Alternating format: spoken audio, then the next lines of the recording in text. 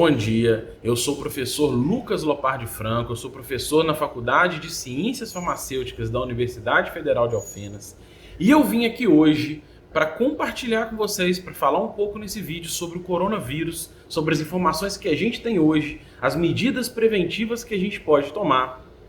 E eu vim ajudar nessa construção de conhecimento que todos nós estamos tendo nesse momento. E eu vim em nome de um projeto de extensão a qual eu faço parte, que chama A Voz da Ciência. Você pode encontrar por ele, a gente vai deixar ele também na descrição. Você pode encontrar por esse projeto no Instagram, no Facebook, no YouTube. Os nossos alunos têm trabalhado num processo de divulgação muito legal, sempre com fontes confiáveis de conteúdo.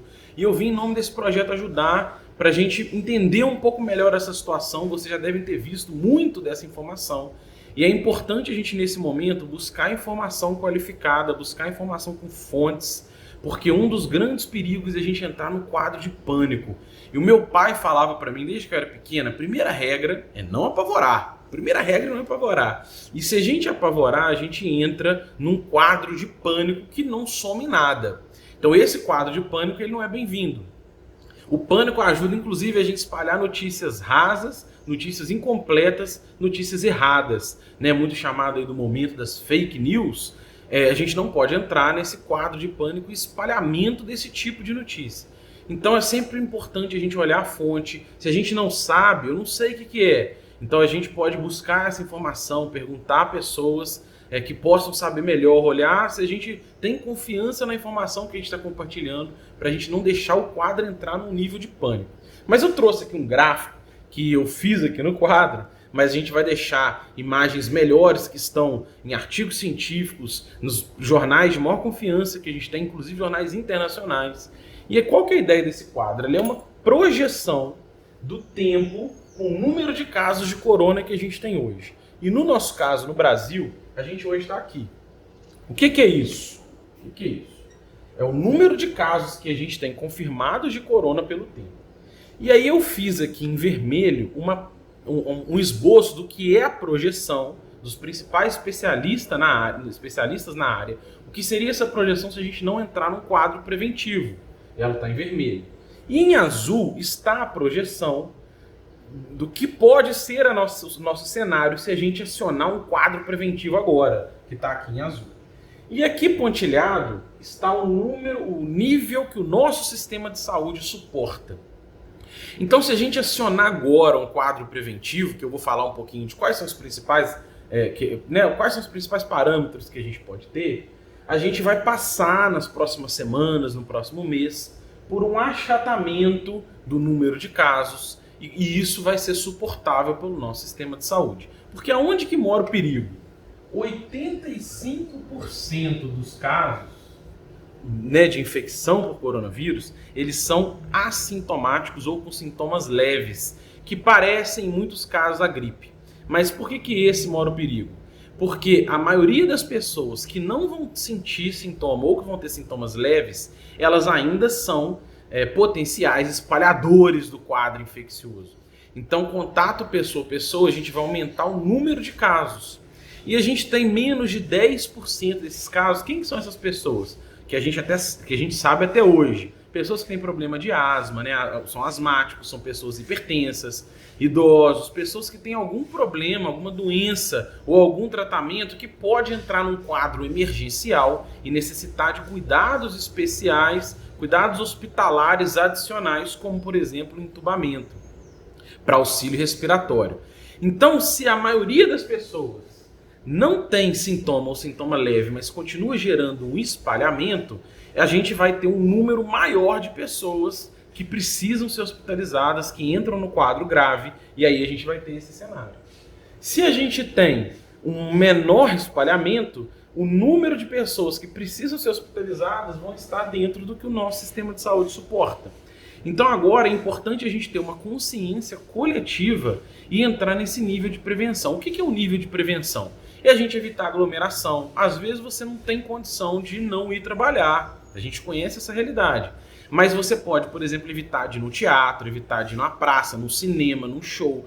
Uma festa de aniversário que você vai dar, é o momento da gente repensar isso, para a gente evitar aglomerações de pessoas, para evitar que o número de pessoas permita um quadro de níveis hospitalares em que a gente não suporta.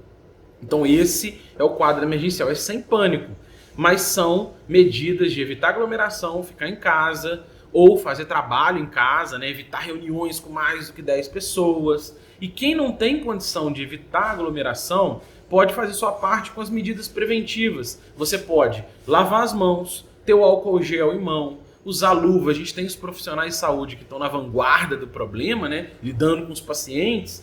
Então é importante triplicar o cuidado nessa situação. Então é esse quadro. Conforme a gente for diminuindo o número de casos de espalhamento por medidas preventivas, evitando aglomerações, evitando e tomando essas medidas preventivas, lavando a mão, usando o álcool gel, evitar coçar, né, a boca, o olho, teve contato com uma pessoa, foi na rua, chega em casa, lava a mão primeiro.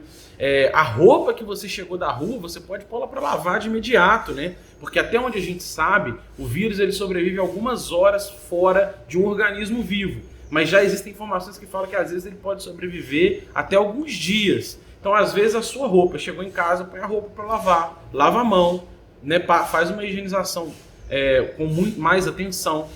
Então, são medidas que a gente diminui o número total. E aí, se você está sentindo sintoma de gripe, evite ir ao hospital. A gente vai deixar um vídeo aqui do Drauzio Varela que fala muito bem didático, né? Que na grande maioria dos casos, os quadros são tão leves que você em casa, evitando ir ao hospital, se você não tiver o corona, tiver uma gripe comum, você não está aumentando o seu risco de contaminação, e se você tiver o corona, você vai diminuir o espalhamento, seus sintomas são muito leves. Então são algumas dessas medidas preventivas que a gente tem que ter para evitar esse quadro. Não é nenhum pânico, mas é um sinal de alerta, vale esse sinal de alerta, é importante isso para a gente. E tem alguns casos adicionais que eu quero falar, que tem a ver, por exemplo, né, muita gente tem me perguntado, o ibuprofeno. Saiu agora, recentemente, notícias mostrando que se você faz tratamento com ibuprofeno e tem o coronavírus, o risco de morte aumenta muito. Então, assim, essas informações ainda são novas. A ciência, ela nasce, né, ela vive de um conhecimento coletivo e orgânico, que o tempo todo tem informações novas. Então, a gente ainda não sabe a realidade da correlação do corona com o tratamento feito com o ibuprofeno, mas, que é um anti-inflamatório. Mas, por medida preventiva, uma vez que a gente tem esse dado, é importante você evitar fazer essa correlação, porque a gente ainda está construindo esse conhecimento. Os meninos vão continuar publicando pelo Instagram, pelo Facebook, notícias confiáveis, para a gente atualizando essa informação com o tempo, mas vale a deixa para a gente ter essa medida preventiva. Então é isso, é nada de pânico, medidas preventivas, higienização, tomar esses cuidados adicionais, porque existem pessoas que às vezes não estão na faixa de idade de risco, mas uma pessoa que tem problema de asma, tem problema de hipertensão, isso também é um quadro de risco. Então a gente nem sabe como que o nosso organismo vai confrontar o caso. Então não é para entrar em pânico, mas é para a gente tomar medidas seguras, preventivas, para a gente ir construindo esse conhecimento. E é isso que eu quis dar compartilhar esse vídeo hoje para ajudar isso. E é sobre isso que eu queria falar.